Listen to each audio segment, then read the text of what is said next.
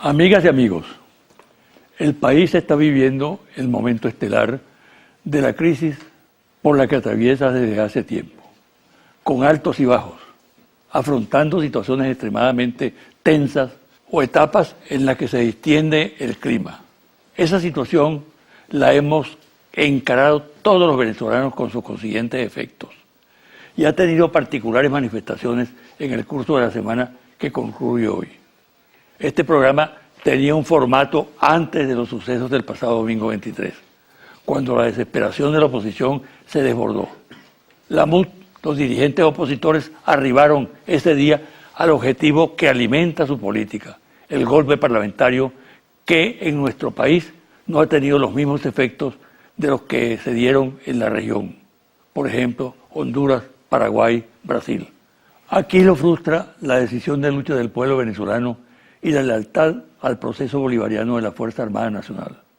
Lo aprobado en esa oportunidad carece de asidero legal y constitucional y además es producto de la temeridad golpista de una Asamblea Nacional deslegitimada y en situación de desacato, por lo cual sus acuerdos no deben ser tomados en consideración. ¿Qué ocurre actualmente? Que las metas previstas y anunciadas por sus promotores para el año que prácticamente concluye, 2016, no se cumplieron en los términos en que fueron concebidas y planteadas. Menciono algunas. El control por la oposición del Poder Legislativo, consecuencia de la victoria de ese sector en las elecciones del 6 de diciembre de 2015. No se tradujo esa victoria en lo que aspiraban los vencedores. Una estrategia equivocada frustró las posibilidades de convertir a la Asamblea Nacional en instancia de diálogo y que la oposición asumiera un comportamiento democrático. Ocurrió todo lo contrario, ya que el liderazgo opositor prefirió declararle la guerra a los otros poderes públicos con el consiguiente fracaso en el plano institucional. Igual pasó con el desmesurado anuncio del presidente de la Asamblea Nacional en el acto de instalación de que Nicolás Maduro saldría de Miraflores en un lapso de 6 meses. El tiempo se cumplió, pero no así la profecía, ya que Maduro sigue campante y sonante, despachando desde la casa de Misia Jacinta.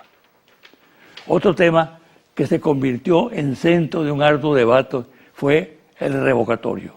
Luego de las reiteradas contradicciones dentro de la MUD en cuanto a la vía a escoger para salir de Maduro, se optó por reivindicar el referéndum revocatorio, decisión que se adoptó con 4 meses de retardo y que luego se cumplió en el acto de recolección del 1% cuando se cometieron numerosos errores e incluso delitos. Finalmente, el revocatorio pasó a mejor vida y quedó, si es que se insiste en él, para el próximo año, con lo cual sus más vehementes partidarios se quedaron con los crespos hechos. En concreto, se mantiene el encrespamiento de las pasiones, que por cierto no creo que afectará a las hallacas y gaitas de diciembre. Queda, eso sí, para el año próximo un conjunto de temas, elecciones de gobernadores y alcaldes, revocatorio, de nuevo, me pregunto yo, importante para los venezolanos. La crisis económica es lo que de verdad importa al votante. Ojalá que las últimas semanas de este complicado 2016 transcurran en un ambiente de paz y el diálogo adquiera protagonismo, aun cuando hay muchos nubarrones en el firmamento. Pausa y al regresar converso con Jorge Rodríguez, alcalde del municipio Libertador.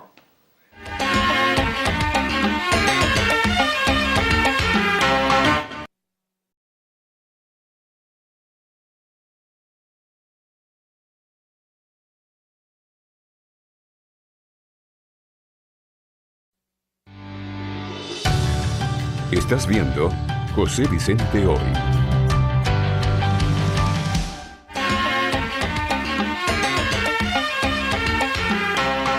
El invitado de hoy es Jorge Rodríguez. Jorge Rodríguez ha cumplido un papel muy importante en estos días y creo que su opinión contribuye a esclarecer mucho la situación que está viviendo el país. Bienvenido, Jorge. Gracias, José Vicente. Siempre es un placer estar aquí contigo. Y un placer tenerte a ti también. Mira, ¿cómo descifrar la actual situación? ¿Qué lectura le das tú, por ejemplo, a lo ocurrido el domingo 23? en la Asamblea Nacional y también a que no haya revocatoria, pues, que es un dato importante de la situación. Fíjate, yo creo que en este momento estamos en una situación dicotómica. El discurso y la práctica política de la oposición venezolana, deberé decir de la dirección de la oposición venezolana, se encuentra ahorita en una tremenda disyuntiva. ¿El discurso? ¿Por qué? Bueno, porque es un discurso que promueve la violencia, que promueve una salida que sea abrupta, intempestiva, anticonstitucional, donde de forma permanente hay una amenaza, además una amenaza sobre toda la población venezolana, porque los retardos que han tenido, las dudas que han tenido, las idas y venidas respecto a una mesa de diálogo que ya fue instalada con presencia de los factores de garantías que ellos solicitaban, por ejemplo, la presencia de un enviado especial del Papa Francisco, que ya acudió aquí, el señor Nuncio en Argentina, que es además un monseñor que tiene toda la confianza del Santo Padre Francisco, la presencia de los expresidentes, la presencia de UNASUR, las innumerables reuniones que se han realizado, hubieran señalado que ellos podrían haberse sentado en esa mesa de diálogo hace mucho tiempo, desde el mismo mes de mayo. Incluso el presidente Maduro hizo la propuesta, es una iniciativa del presidente Maduro desde el mismo mes de enero y febrero. Lamentablemente hemos perdido un tiempo precioso y en materia de diálogo y del discurso violento de la directiva de la derecha venezolana, esos retardos se cuentan con angustia, se cuentan con problemas en la solución de las coyunturas económicas que tenemos, se cuentan en vidas humanas. Recientemente, hace unos pocos días, fue asesinado en una manifestación opositora un policía del Estado Miranda. Nosotros quisiéramos que eso se detuviera para siempre, es decir, que no hubiera esa sensación permanente de zozobra en la población venezolana con respecto a la acción de la derecha venezolana, que todos podamos manifestarnos libremente, que todos podamos esgrimir nuestra opinión, como realmente ocurre en Venezuela. Aquí, si hay una manifestación pacífica del signo que sea, todo el mundo tiene derecho a opinar, tiene derecho a manifestar. A lo que no se tiene derecho es a sembrar zozobra, a sembrar violencia. Entonces, este doble discurso, donde por una parte lo sabemos, la gran mayoría de la población y la gran mayoría de la directiva opositora está dispuesta a sentarse en una mesa de diálogo, pero ellos, como ellos crearon ese Frankenstein de la violencia, como ellos crearon ese Prometeo de la violencia, ya no hayan cómo hacer para detener a ese sector de sus seguidores que gozosos verían un baño de sangre en Venezuela. ¿Tú crees que a eso obedece los acuerdos del día 23? Los acuerdos del día 23 son pura y simplemente unos fuegos artificiales profundamente anticonstitucionales. Lo peligroso es muy agresivos. Muy agresivos. Lo peligroso es que están completamente fuera de la Constitución, que son, como tú bien dices, muy agresivos. Es como una especie de la versión en acuerdo de la Asamblea Nacional del decreto de Carmona, porque agrede al poder electoral, al poder judicial. Está perfectamente claro en la Constitución cuáles son los papeles de los poderes públicos, cuál es el papel del Tribunal Supremo de Justicia. Yo invitaría al presidente de la Asamblea Nacional, ya que él se dice que es abogado, debería leerse el artículo 333, 334 y 335 de la Constitución, donde se establece perfectamente claro cuáles son las atribuciones del Tribunal Supremo de Justicia y específicamente de la Sala Constitucional. Tú sabes que la Sala Constitucional es la que en última instancia interpreta la Constitución y además modula la acción de los poderes públicos respecto a la Constitución. Bueno, en ese acuerdo bárbaro, porque no se puede calificar de otra manera, del día 23 también agreden al Poder Electoral, le dan dos exhortaciones en forma de orden, porque además ellos siempre tratan de guardar la forma, pero siempre se les ve el bojote, como decía nuestro comandante Chávez, a la Fuerza Armada Nacional Bolivariana, a que desconozcan al comandante en jefe de la Fuerza Armada Nacional Bolivariana, que es el presidente Nicolás Maduro. De los 12 puntos, ni uno se salva con algún tipo de viso de constitucionalidad, ¿no? Todos, absolutamente todos, Jorge, son profundamente agresivos y son profundamente lesivos a la Constitución. Se produjo ese día, Jorge, lo que ellos llaman el asalto al Congreso, y te atribuyen la responsabilidad a ti. Bueno, tú sabes que Hay una especie de lugar común que señala que el ejercicio de la política implica también ciertos niveles de miseria en algunos personeros. Yo no creo eso, José Vicente. Yo creo que hay músicos miserables, hay abogados miserables, hay ingenieros miserables, hay médicos miserables y hay políticos miserables. Ese día domingo yo me encontraba desde muy temprano en mi oficina trabajando. Tenía una cantidad importante de trabajo que sacar en esa oportunidad y yo practico un deporte que es el tenis de mesa casi a diario. A la hora en que se dio la situación de que un sector de la población indignada por lo que estaba pasando en esa asamblea, porque era pura y simplemente un golpe de estado parlamentario. Que no tengan fuerza para instrumentarlo, que no tengan fuerza para operativizarlo, eso es otra cosa, pero es clara la intención profundamente golpista de lo que estaba decidiendo en ese momento la mayoría de la Asamblea Nacional. Me entero, en el momento en que estoy empezando a practicar el deporte que practico casi a diario, me entero por uno de los trabajadores de la alcaldía que había ocurrido una irrupción de sectores indignados de la población en la Asamblea Nacional y de inmediato me dirijo hasta allá. Hay infinidad de videos que señalan que el papel que en ese caso jugué fue el papel de tratar y lograr, por cierto, que la gente saliera de ahí de la Asamblea Nacional para que no se cayeran provocaciones, para que no hubiera ningún tipo de situación violenta, porque además había sectores, había militantes de la oposición venezolana que habían sido llevados en un autobús blanco que también estaban bastante violentos allí en el hemiciclo, en el interior del hemiciclo de la Asamblea Nacional. La verdad es que el diputado Héctor Rodríguez hizo una barrera junto con los diputados del Bloque de la Patria para evitar ningún tipo de agresión a nadie. La verdad es que cuando yo llego, al que me encuentro no fue a ninguno de los diputados de la oposición, por cierto. No voy a decir el nombre porque quizás eso perjudique al diálogo, pero yo vi a uno de los diputados de la oposición debajo de un escritorio temblando de miedo. Cuando yo llego ahí a la Asamblea Nacional, estaba el diputado Jagua y entre los dos logramos que la gente saliera y siguiera esgrimiendo su posición y su opinión desde afuera de la Asamblea Nacional. Eso lo reconoce incluso gente que estaba allí, como es el caso del vicepresidente de la Asamblea, Enrique Márquez, con quien me entrevisté. Le dije, vicepresidente, ya la situación está completamente solventada, ustedes pueden reanudar la sesión, esa sesión golpista, por cierto, en la que ellos estaban desconociendo toda la Constitución y todos los poderes públicos. Ahora bien, así como hay, como te decía al comienzo, ingenieros miserables, médicos miserables, hay políticos miserables. Es profundamente miserable lo que yo escuché en algunos de los directivos de la oposición ese día. Por cierto, casi que, y por mensajes de texto que yo tengo, casi que me agradecían como una especie de benefactor de que evitó que ocurriera alguna situación peligrosa allí. Mira, Jorge, el revocatorio no se dio. Hay la hipótesis de que la oposición en verdad no tenía ningún interés en el revocatorio. Esa es la hipótesis que hemos defendido nosotros. Que la utilizó ese recurso para impulsar su política desestabilizadora.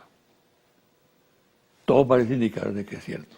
Sí, y ahí... Porque no se conciben tantas fallas, así es, tantas omisiones, tantos errores, tantos delitos por parte de un equipo que tiene muchas horas de vuelo en la política y además tiene muy buenos asesores, o muy malos asesores. Yo diría que lo segundo, José Vicente. Yo creo que además ellos están muy asesorados por una inmensa prepotencia y eso, esa falta de humildad, ese déficit de humildad que presentan. Poderosos bufetes. Sí, poderosos bufetes que también son muy prepotentes ellos, sí. Que además están, sobre todo los asesores más cercanos de algunos directivos de la oposición venezolana, están muy tomados por el propio odio que se sembró, ese Prometeo del que te hablaba antes, ese Frankenstein que despertaron en un sector minoritario de la población, pero muy peligroso, porque nada de lo que suena a diálogo les parece bien. Ellos quisieran ver a Venezuela destruida, como pasó con Libia, por ejemplo, o bombardeada, como pasa con Siria. Ellos que la oposición y el gobierno se sienten a dialogar y a establecer, como ha dicho el presidente Nicolás Maduro, mecanismos de convivencia pacífica, pues les parece una mala palabra, les parece que es una cosa terrible. Nosotros veníamos diciendo, desde el mismo momento en que se intentó activar el referendo revocatorio, que no existía ninguna intención real de que ese referendo revocatorio se diera. En primer lugar, porque no lo habían hecho en los tiempos en que hubieran permitido que se realizara un referendo revocatorio en el año 2016. Después, perpetraron el más gigantesco fraude que haya conocido la historia electoral de Venezuela, con la incorporación de más de 10.000 fallecidos firmando, con la incorporación de menores de edad, de personas penadas por delitos graves, por el hecho de que inventaran más de 9.000 cédulas, por más de 600.000 personas que sencillamente ni se presentaron al proceso de verificación. Y además, cuando se acercaba el día que se había fijado para la recolección, a pesar de que nosotros esperábamos que los tribunales actuaran de manera cautelar, como en efecto hicieron, pues empezaron los sectores más violentos de ellos a decir que no iba a haber recolección de firmas, que lo que ellos aspiraban era sacar la gente a la calle con la excusa de la recolección para generar esa masa crítica que les permitiera la insurrección. Eso lo dijeron, lo dijo la señora María Machado, lo dijo el señor Luis Florido, lo dijo el señor Freddy Guevara, lo dijo la señora Gaby Arellano. Todos ellos, ante los medios de comunicación, dijeron que no importaba ni la recolección de firmas ni la realización del referendo revocatorio, porque eso era una excusa para poder generar la situación de insurrección, la violencia suficiente para derrocar el gobierno constitucional. Tú mencionaste el tema del diálogo, ¿no? Y la impresión que da en este momento, o que existe, es de que están en una situación muy delicada ellos, muy comprometidos con sus amigos en el exterior, sobre todo, con el hecho de haber también solicitado la mediación del Papa. El acompañamiento. El acompañamiento, Papa, sí, correcto. Sí. Y ante la actitud actual, parece que es todo un desaire del Papa, por parte de ellos, ¿no? Entonces, ¿qué queda del diálogo realmente en este momento? Mira, yo sé que hay un sector de la población, de la oposición, de la directiva de la oposición, que se va a sentar el día de hoy en esa mesa de diálogo. Sé también que todos los sectores, y esto no es una infidencia porque ya el diputado Enrique Márquez lo dijo en días pasados, que todos los sectores de la oposición conocían de la instalación de la mesa de diálogo que se realizó el día lunes, en horas del lunes pasado, en horas del mediodía. Todos los sectores de la oposición lo sabían, lo sabía Primero Justicia, al menos lo que se ha denominado el G4, que es el grupo de los partidos mayoritarios que hacen vida en la llamada MUD para tomar las decisiones. Allá ellos, si sus mecanismos no son suficientemente democráticos para los otros partidos, pero los partidos Primero Justicia, Acción Democrática, Un Nuevo Tiempo y Voluntad Popular no solamente estaban en conocimiento de que se iba a instalar esa mesa, estaban en conocimiento de la palabra del Monseñor Hirsch, que es el enviado especial del Papa Francisco, de la presencia de los 3 expresidentes. Alguna vez se sabrá cuántas reuniones se han realizado, cuántos encuentros, a cuántos acuerdos hemos llegado y que después de esos acuerdos han sido desmantelados por el mismo temor.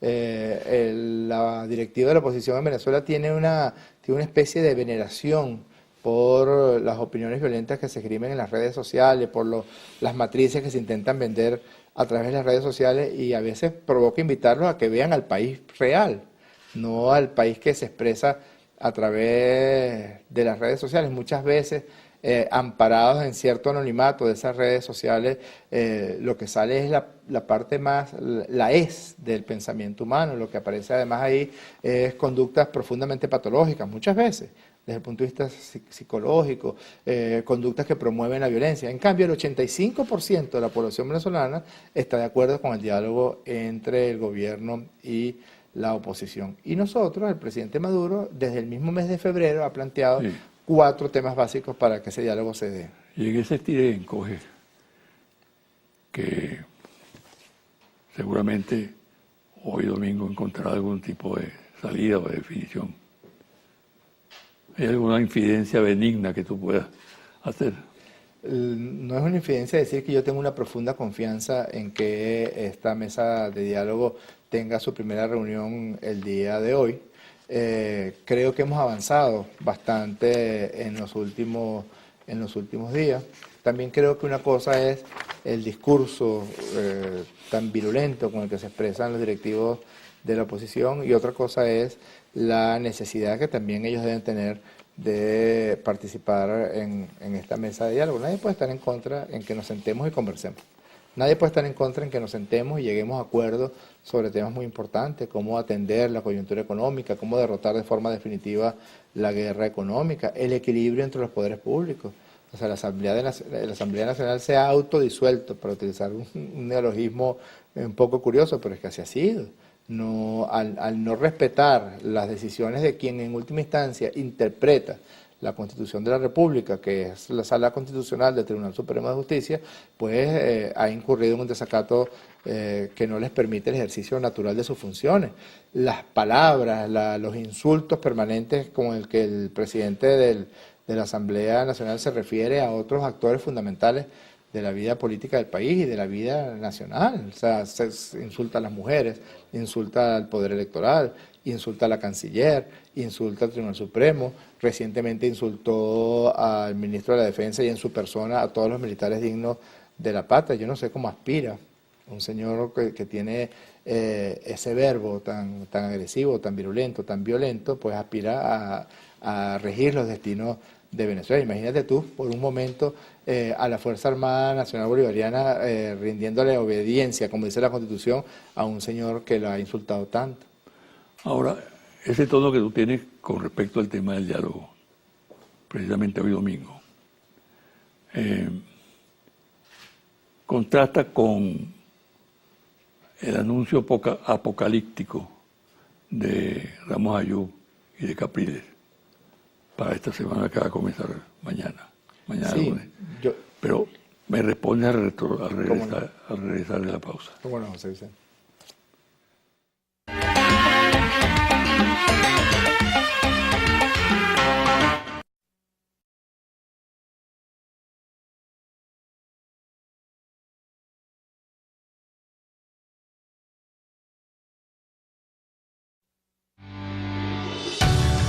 Estás viendo José Vicente Hoy.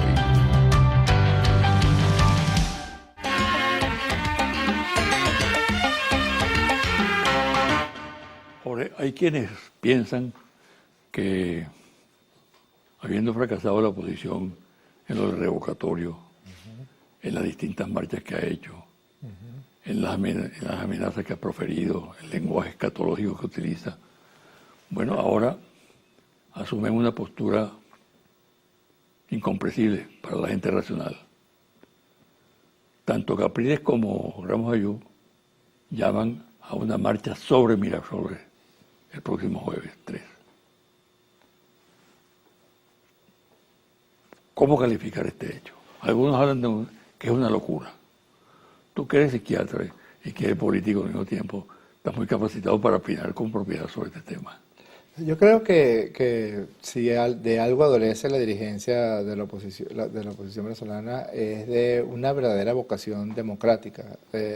En ocasiones no han tenido más remedio que meterse por el cauce democrático. No sé si recuerda cuando después del golpe de Estado contra Chávez en el 2002, el sabotaje petrolero, Chávez promovió un proceso de diálogo que condujo, y creo que una de las frases que Chávez utilizaba más era, bueno, a ver si la oposición entra dentro del cauce democrático, y toda esa situación condujo al revocatorio del 15 de agosto que ganó Hugo Chávez, el 15 de agosto del 2004, y lo primero que hizo la oposición venezolana, perdió una gran oportunidad de asumir una posición verdaderamente democrática, fue cantar fraude, desconocer los resultados. Es completamente incomprensible que cuando toda la población venezolana, más del 85% en todas las encuestas, tú has presentado varias encuestas de Chemel, de Interlace, y hay otras encuestas que también así lo señalan, en la calle también la gente dice, bueno, pero ¿qué tiene malo que se sienten a conversar, a promover un equilibrio entre los poderes públicos, a promover una solución de las coyunturas económicas y sociales en Venezuela, a establecer garantías suficientes de convivencia entre uno y otro sector político? Ni nosotros vamos a convencer a la oposición de que abandonen su modelo, el modelo neoliberal, el modelo del hombre como lobo del hombre, el modelo que ha generado más de 500.000 desempleos en Argentina en la etapa actual con Macri. El modelo de Macri, el modelo de Temer es el mismo modelo que intentarían aplicar los sectores de la derecha venezolana. Ni nosotros aspiramos, ni jamás abandonaríamos un modelo como el nuestro, que ha promovido, independientemente de las dificultades y de la crisis que actualmente estamos viviendo, ha promovido tanta protección a la población venezolana en números, en realidades, en Ahora, salario, en alimentación, en salud, en educación, etcétera. Una verdadera tragedia que quizás pueda explicar lo que está ocurriendo en ese, lo llamamos en psiquiatría discurso ambivalente, como una especie de una cierta esquizofrenia verbal, porque dicen una cosa hoy y mañana dicen otra cosa completamente diferente, es la tremenda pugna interna que hay en el seno de la directiva de la oposición venezolana. El chavismo está cohesionado. Nosotros tenemos un planteamiento, tenemos un líder, el presidente Nicolás Maduro. El presidente Nicolás Maduro ha convocado, yo el otro día estaba revisando algunos videos, mira José Vicente, yo creo que más de 50 veces en intervenciones públicas, este año 2016 el presidente Nicolás Maduro ha convocado a un diálogo nacional, que se está dando además, porque los empresarios se sientan cada martes con el gobierno a través del Consejo de la Economía. Los trabajadores están en permanente contacto con la acción del gobierno. Los únicos que no se han sentado al diálogo son, digamos, los sectores políticos de la oposición venezolana. Y esa pugna interna que tiene, esa lucha intestina por la candidatura, por una eventual candidatura que están llevando a cabo Ramos Alup y Capriles, es lo que genera ese discurso para la calle, a ver quién se gana el núcleo violento, el núcleo duro de la oposición. Por otra parte... Te repregunto, Jorge, ¿no es una locura llamar a una manifestación que vaya a Miraflores? Es pura y simplemente un golpe de Estado, es pura y simplemente un intento de que la violencia se desborde para generar las condiciones suficientes para derrocar. ¿Pero es desesperación o es cálculo? No, yo creo que hay, es decir, que ellos se sienten que están siendo abandonados por la calle. Porque tienen que estar conscientes de que habrá miles de chavistas en Miraflores. Sin duda, no han dejado de estar y de forma espontánea. En esta última semana que termina hoy hemos visto miles de personas que se han apostado a las puertas del Palacio de Miraflores. Recientemente el jueves, fíjate, algo muy interesante, ¿no? El día martes, cuando llegó el presidente Nicolás Maduro, el pueblo de Caracas se volcó a recibirlo, una multitudinaria manifestación en la avenida Urdaneta. Pero el día siguiente, el día miércoles, había una amenaza de que iban a marchar sobre Miraflores los sectores de la oposición y de manera espontánea otra vez vimos decenas de miles de personas allí en esa acción de protección de la revolución y del Palacio de Gobierno. Mucha más gente que la gente que se apostó a apoyar a la oposición venezolana, aunque dijeron que había, en Venezuela hay 28 millones de habitantes y escuché a Chuto Torres decir que habían 30 millones de personas asistiendo, es decir, que algunos brasileños vinieron también y algunos colombianos a participar en esa manifestación. Nosotros tuvimos el día siguiente, de manera espontánea, muchas más personas allí en la avenida Urdaneta que la que asistió a la marcha de la oposición venezolana. Pero para el día jueves pasado, ellos habían anunciado que se iban a ir hasta la Asamblea Nacional y de la Asamblea Nacional hacia Miraflores. El día jueves pasado había miles de personas alrededor de la Asamblea Nacional. Con de personas chavistas, con todos esos datos que tú aportas, parece como un salto al vacío, ¿no? Esa convocatoria, ese anuncio. Pero también no tendrán un plan B. Es posible, ojalá que alguna vez ellos entiendan que Venezuela nos pertenece a todos y que todos tenemos derecho a vivir en Venezuela, incluso la zozobra que siembran entre la gente que vota por ellos, entre la gente que los apoya, a los que no les dicen toda la verdad todo el tiempo. No se la dijeron el 11 de abril del año 2002, llevaron a personas a una situación de violencia que ellos mismos habían sembrado. Ya tenían los videos listos anunciando el nuevo gobierno.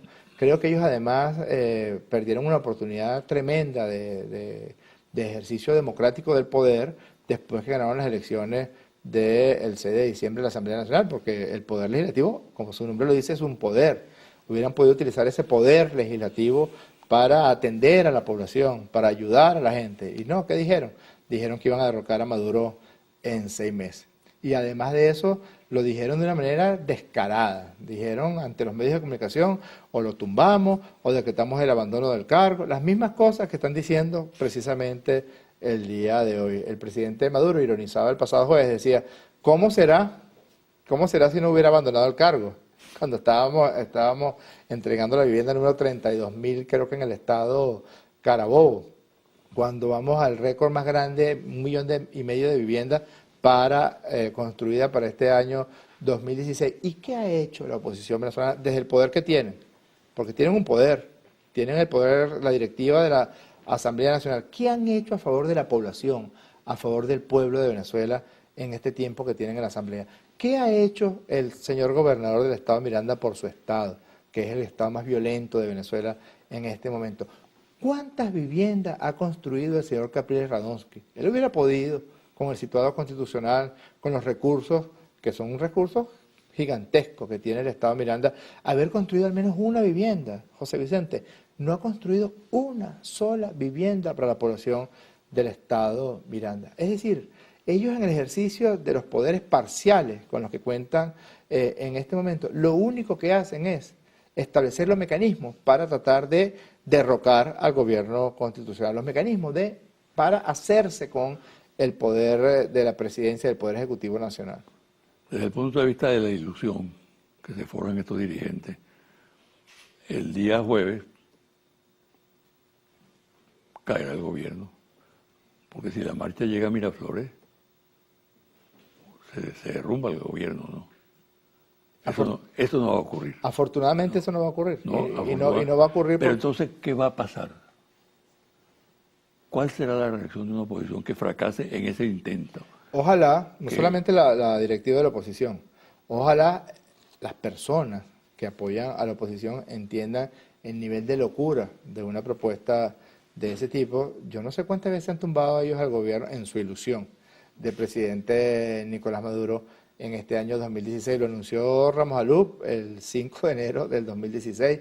El día domingo 23 de octubre, eso fue casi que un decreto de Carmona, lo que ellos leyeron allí, un decreto de Carmona completamente inútil, completamente fútil, pero bueno, la intención es lo que cuenta, como dice el refrán, la intención de ellos era un golpe de Estado, claro, además establecido, decretado en esas 12 necedades que escribieron allí en el acuerdo de la Asamblea Nacional. Si ellos hubieran logrado la masa crítica, José Vicente, de miles de personas, pues ellos hubieran tirado la parada, como decimos aquí, y hubieran intentado ir a una situación más violenta. Si Diosdado hace 2 semanas hizo el anuncio de todo lo que ellos estaban planeando, marchas en Miraflores, decretar el abandono del cargo de la Asamblea Nacional, el llamado Plan Rock and Roll, lo denunció Diosdado hace 2 sábados ya. Es decir, es una conspiración perfectamente montada para tratar de generar zozobra. Ahora, yo me pregunto, ¿cuánto tiempo más la gente que vota por la oposición va a seguir aceptando que ellos lo único que hacen es promover la violencia y la zozobra? Yo agregaría eso.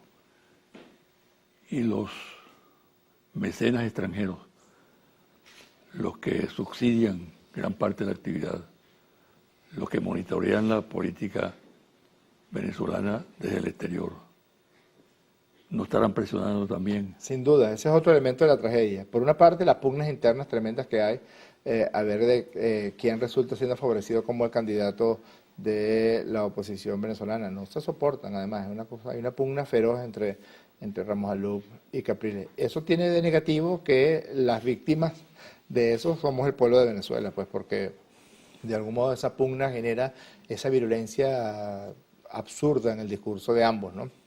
Pero por otra parte, deben mucho. Ellos tienen muchos acreedores, entre aquellos que les han financiado. No sé si tú recuerdas que hace relativamente poco el señor Diego Arria le espetó en la cara a Capriles Radonsky que, pero cuando venías aquí a Miami a buscar plata, entonces no éramos opositores empantuflados. Literalmente se lo dijo Diego Arria a Capriles hace como 3 semanas aproximadamente. Es decir, ellos tienen muchos acreedores que van a decir, bueno, hay tanta plata que les hemos dado y todavía no han acabado con la revolución chavista. Tanto dinero que hemos aportado, tanto lobby que hemos hecho y ustedes demostrando una palmaria ineficiencia, lo que han hecho es disolver los millones de dólares que les hemos dado. Finalmente, Jorge, despejando la incógnita del jueves 3,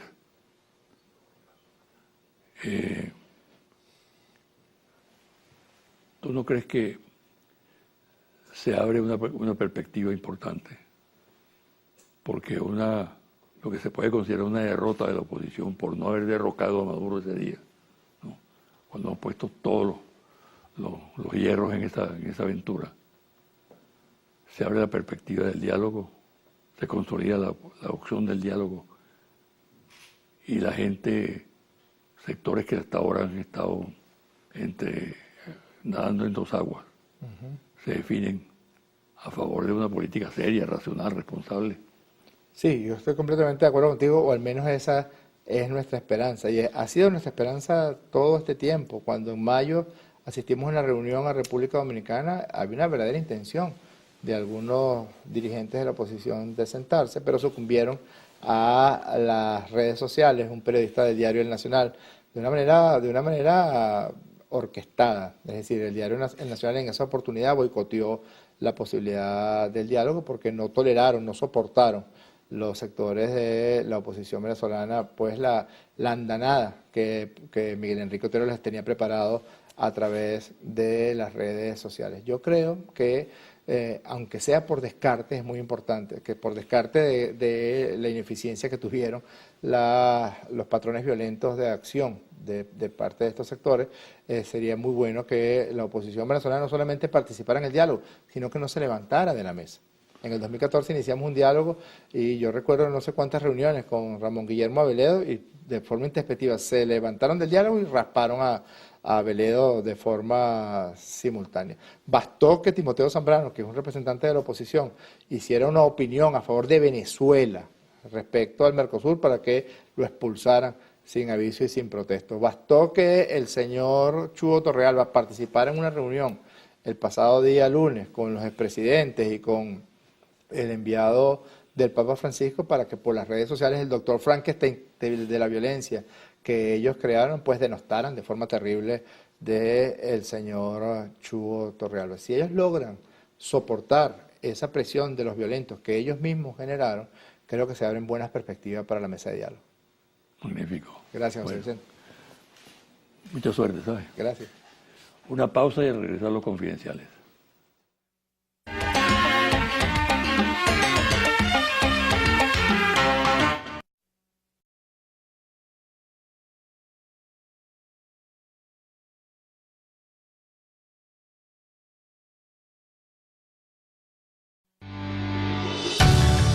Estás viendo José Vicente Hoy.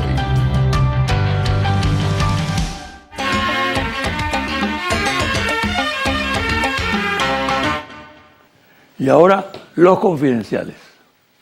El pasado jueves se cumplieron 51 años de uno de los crímenes políticos más oprobiosos y abyectos cometidos en el país a lo largo de su historia.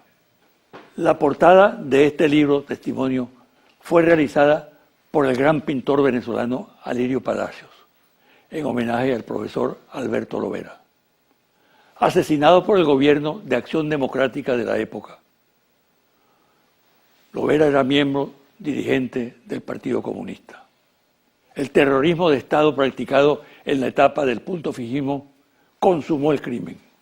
Sus organismos de seguridad detuvieron al luchador social, lo torturaron salvajemente para que delatara a sus compañeros de lucha, y como fracasaron en el intento porque no pudieron vencer la dignidad de su silencio, lo asesinaron y lanzaron su cadáver al mar en el oriente del país.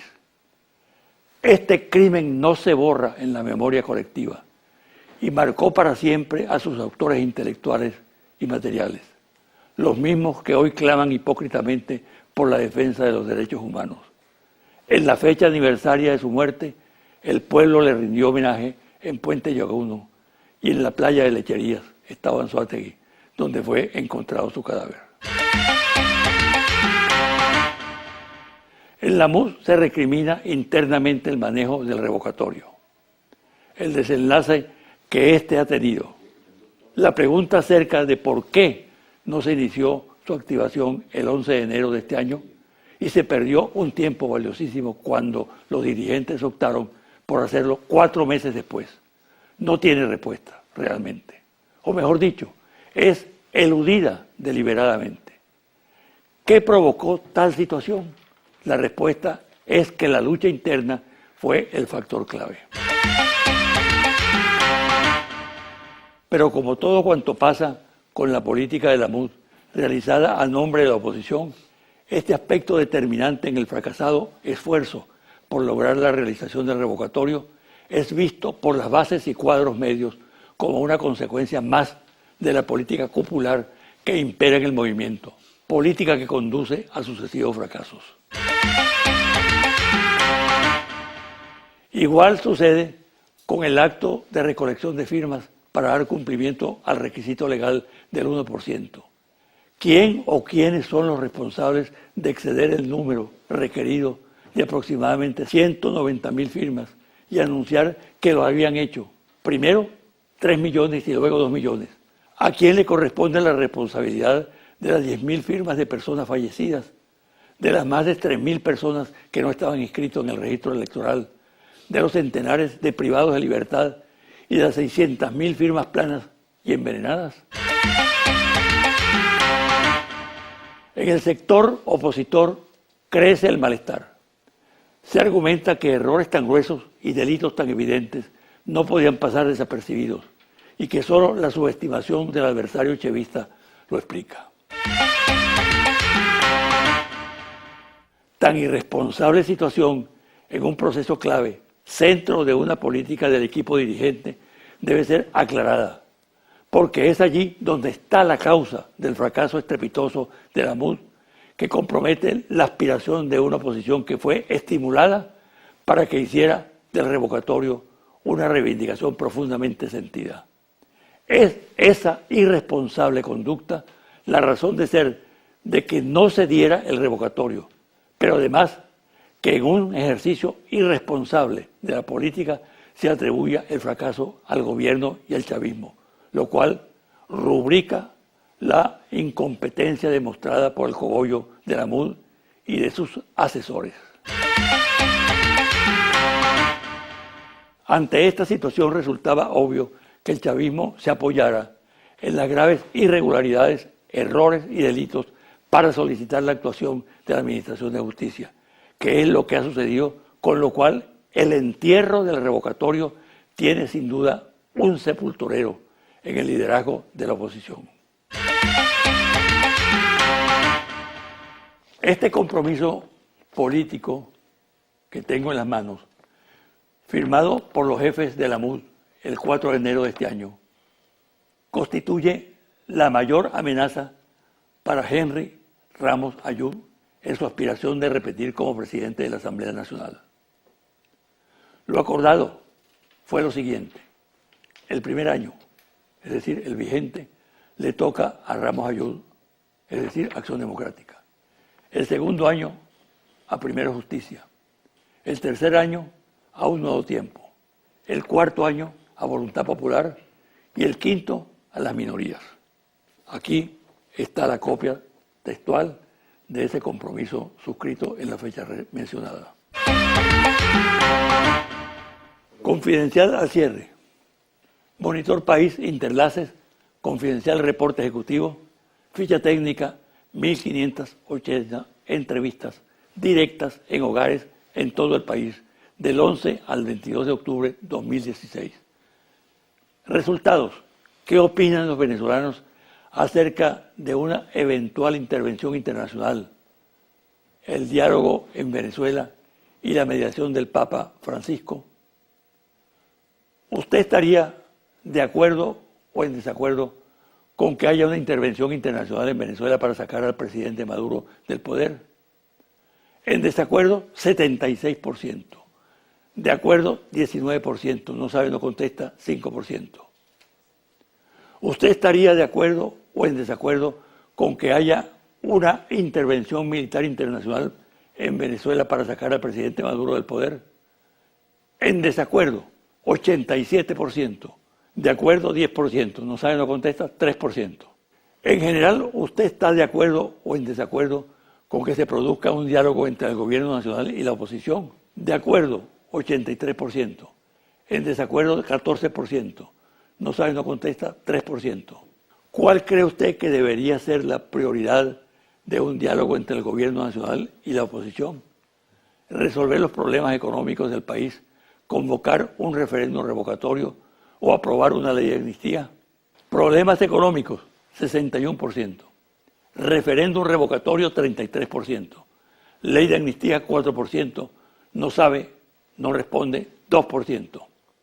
¿Usted está de acuerdo o en desacuerdo con que haya una mediación internacional que promueva el diálogo entre el gobierno y la oposición? De acuerdo, 84%. En desacuerdo, 14%.